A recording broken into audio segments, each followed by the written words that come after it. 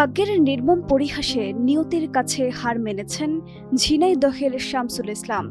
4 সন্তানের 3 জনই জন্ম থেকে অন্ধ। এর ওপর সড়ক দুর্ঘটনায় এক পায়ের শক্তি হারিয়েছেন স্ত্রী সালেহা বেগম। 3 অন্ধ সন্তান আর পঙ্গু স্ত্রীকে নিয়ে এক বুক কষ্ট আর ঘোর অন্ধকার নিয়ে দিন কাটছে এই অসহায় বাবার। অভাব অনটনের এই সংসারে অসুস্থ স্ত্রী আর অন্ধ সন্তানদের আগলে ধুকে ধুকে জীবন চালাচ্ছে শামসুল। কিন্তু নিয়তির নিষ্ঠুর আঘাত যেন কিছুতেই থামছে না। চোখে দেখতে না পারার অপরাধে মেজ মেয়েটিকেও নির্মমভাবে তাড়িয়ে দিয়েছে শ্বশুরবাড়ি। অন্ধ মেয়ের এই ভাঙা সংসার আর বুক ভরা কান্না এখন অসহায় বাবার বুকে যেন মরণাঘাত।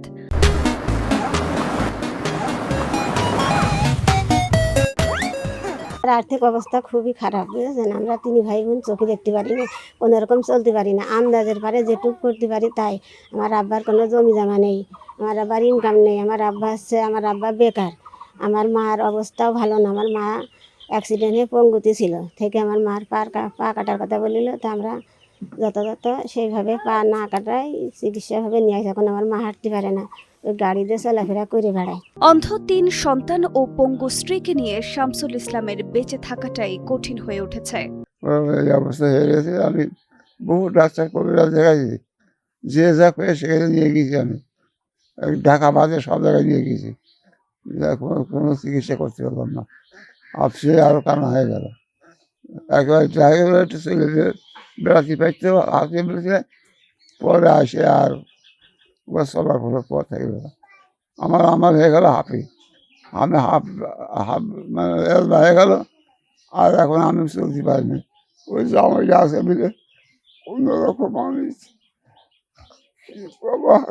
আমার পর শামসুল ইসলামের এই অন্তহীন দুঃখ আর চোখের জল ব্যথিত করেছে প্রতিবেশীদের মনকেও। সাধ্যমতো সাহায্য নিয়ে স্থানীয়রা পাশে দাঁড়ালেও এই বিশাল কষ্টের বোঝা টানতে তা একেবারেই নগণ্য। তাই চোখের সামনে একটি পরিবারের এমন তিলে তিলে শেষ হয়ে যাওয়া দেখে এখন সবার আকুল আকুতি সরকার যেন এই অসহায় মানুষগুলোর দিকে স্থায়ী ও বড় কোনো সহযোগিতার হাত বাড়িয়ে দেয়। চলতে পারে না, যাই করে হাত পার সাহায্য করে, বাইরে আসলে ওই পা দিয়ে যেটুক বুঝতে পারে সেটুকুই করে। আর মানে ওর আব্বার কোনো কিছুই নেই, ওর আব্বাও অসুস্থ, আর ওর একটা ভাই সেও অসুস্থ, ওর কাজ করার মতো কোনো পরিস্থিতি নেই। মানুষের সাহায্য সহযোগিতা করে, ঈদ বরকাত আসলে কেউ লুঙ্গি দেয়, গেঞ্জি দেয়, এতে তার মানুষের জীবন চলে না। তাই আপনাদের কাছে আমাদের অনুরোধ, ওরা যাতে চলতে পারে বা 2 মুঠো ভাত খেতে পারে সেইভাবে আপনারা একটু সহযোগিতা করেন।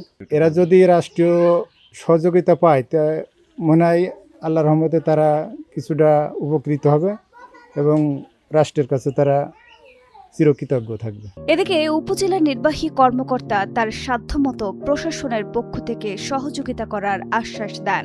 আপনার মাধ্যমে আমি দেখলাম যে ওই পরিবারের 3 জন যারা সদস্য তারা অলরেডি চোখে দেখতে পান না, এবং বৃদ্ধা বাবা মা। ওই পরিবারের পাশে আমার উপজেলা প্রশাসনের পক্ষ থেকে যতটুকু সহযোগিতা করার দরকার আমি সেটা করব, এবং তার চিকিৎসার ব্যাপারে যতটুকু সহযোগিতা করা প্রয়োজন আমার তরফ থেকে আমি সেটা সর্বাত্মক চেষ্টা করব। সব হারিয়েও শুধু অন্ধ সন্তানদের মুখের দিকে তাকিয়ে আজও বেঁচে থাকার লড়াই চালাচ্ছেন শামসুল ইসলাম। কিন্তু একা এক পিতার পক্ষে এই অন্তহীন অন্ধকারের বোঝা আর কতদিন টানা সম্ভব? সমাজের বিত্তবান আর সরকারের একটি মানবিক পদক্ষেপই পারে এই ভাগ্যাহত পরিবারের জীবনে এক চিলতে আলোর সন্ধান দিতে।